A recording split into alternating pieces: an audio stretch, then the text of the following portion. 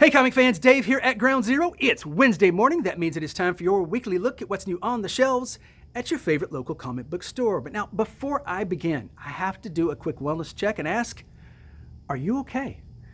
Because believe me, I know last week hit you really hard. It was such a huge, colossal week. There were so many great new titles. Hopefully by now you're fully recovered and beginning to ask yourself, is it safe to go back into my local store? Well, I'm here to give you a fairly confident, sure. Absolutely, come back on in, although there are lots of tasty treats back there, so if we're gonna hit all the highlights, we better dive right in and get started. Now, first off, it's summertime, and summertime traditionally in the comic industry means annuals. Now, this goes back to the 60s and 70s when mostly kids bought comic books, and in the summer they would mow lawns and gather up recyclable bottles to return. Comic companies knew they had extra money in their pockets, and they wanted that money, so they would add an extra title to their rosters and call them annuals. Well, turns out DC still wants your money, so mow an extra lawn, return those bottles, because this week we have two new annuals from DC, Action Comics and The Flash. Now, little known fact, DC does not employ Marvel math. So these books only come out once a year, hence the term annual. So if you want them, you have to dive right in and jump on them now. Also from DC, we are getting close to the end of Tom King's excellent Rorschach series. Now, obviously I've been raving about this series every time a new issue comes out. If you haven't been reading it yet, you're a little late getting on the bandwagon. You'll want to wait for the trade and definitely jump on it when it comes out. But if you're like me and have been reading along as it's come out, well, you'll want to know the new issue is in this week. Tom King's excellent Rorschach. Good stuff. Also out from DC, the new issue of Joker. Now, the Joker series has been pretty popular, mostly because of the backup featuring Punchline, brand new character that people really seem to love. But this issue, Joker takes center stage because this is a special story. It tells the tale of the Joker's very first night in Arkham Asylum. It's courtesy James Tynion and Matthew Rosenberg. Joker fans will absolutely want to read this one.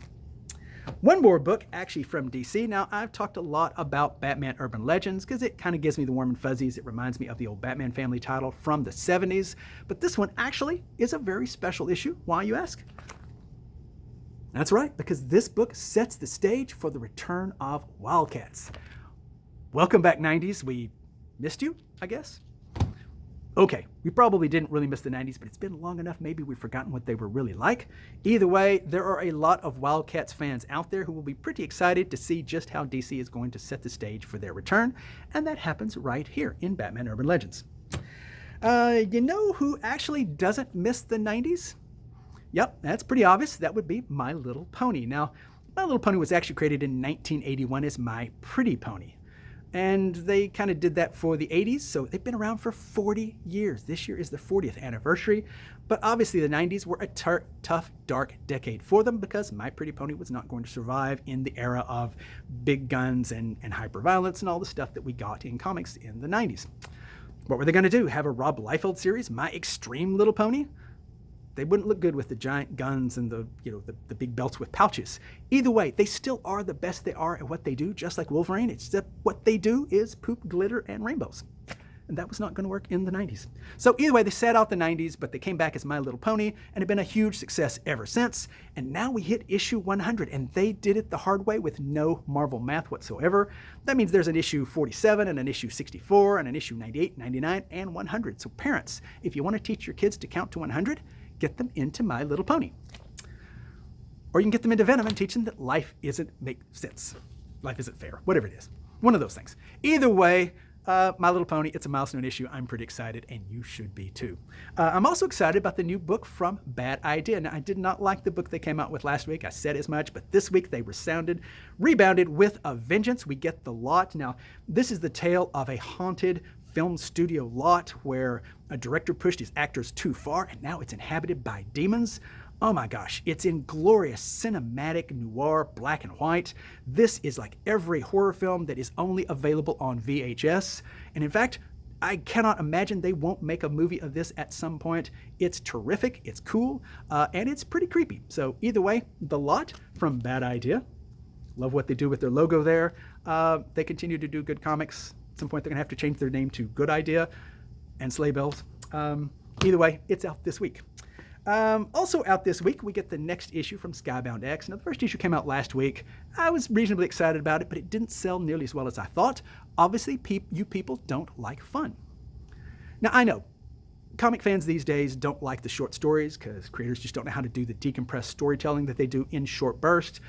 Well, they figured it out with this one, I think, because what we get is 8, 9, and 10 pages of ridiculousness, over-the-top stuff. Honestly, it's a lot of fun. We get Rick Grimes as a kind of invincible, a superhero with a lightsaber, fighting alien zombies. Honestly, people, what more do you want from your comics? Did I mention that it's Extreme? Also Extreme, a company that we talk about a lot here on our videos, and it turns out they occasionally watch them. So you go, Valiant Comics, and we have a new book from them, Ninjak #1. Now, Ninjak obviously been around since the 90s, but this is a return of a brand new series, so if you haven't jumped onto Ninjak before, well, this is a great jumping on point from Valiant Comics, a company we like very much. Moving over to Marvel, and more Extreme. Extreme Carnage came out last week. Obviously, it sold really, really well because people love Carnage, and they even love him more when he's extreme. Now we're getting the next part of that saga with Extreme Carnage, Scream.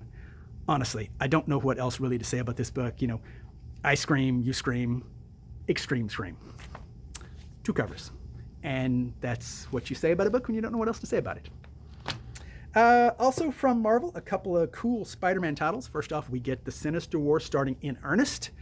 We had the prelude also last week, but now we get the cool, and it's actually a really cool cover, I think. But either way, Sinister War starts. Everybody seemed to be pretty excited about it because I think I sold out of the prelude. We also get the new issue of Spider-Man Spider Shadow. This book has quietly been a really big success. This one is going to do monster business in trade. It's kind of the revamping of the Marvel What If line, and it starts with a really cool dark Spider-Man tale. If you haven't gotten on this one, you absolutely want to because it's really, really good. 2 more books from Marvel that I will talk about. First off is Alien Aftermath. This is a side story for Alien, not part of the regular series. It is a one-shot. That means there will be no number 2 for this Alien. Enjoy that one. Also, we get the new issue of Thor. Donny Cates is no longer doing Venom, so Marvel fans, this is what you got. So relish Thor while he is on the book. That's it, actually, for floppies that I'm going to highlight. We'll get into trades. This actually was a very wimpy week for trades, not nearly as good. I would have probably skipped trades entirely if I thought you people would let me get away with it, but since I know you won't, I'll hit a couple of the highlights as they're out. First off, we get the Ghoul Next Door. Now, this is very much aimed at younger readers. Hopefully, there are some younger readers out there that are looking for this, but it's by Cullen Bunn. Now, Cullen Bunn is actually really good. His work is honestly always really good. So if you're a younger reader, this is one you want to check out. If you were not a younger reader, it's Cullen Bunn, so you might really want to check it out anyway. DC, on the other hand, gives us Deceased. Still. Now, Deceased was a great idea. And I guess it's still a great idea now on the 4th or 5th Deceased storyline.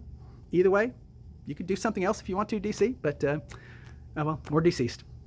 Meanwhile, over at Marvel, we get a cool comic book adaptation in graphic novel format of episode 1. So now you can purchase this and anytime you want to completely relive the utter disappointment that you felt when you first saw this movie in trade paperback form. 2 more books. One actually is kind of a reissue. The first Loki series was out for a good while. It was unavailable, but because apparently there is some TV show that he's on, I don't know, haven't seen it, but it's a thing, so you get this now, and this actually was a really good series. And we also get this one, so a double dose of Loki trades for those of you who apparently have been watching his stuff on TV. And that's it. There we go. I'm going to get a cookie this week, everybody. Hard to believe because there was plenty of titles, but I managed to compress it into almost under 9 minutes, but certainly under 10.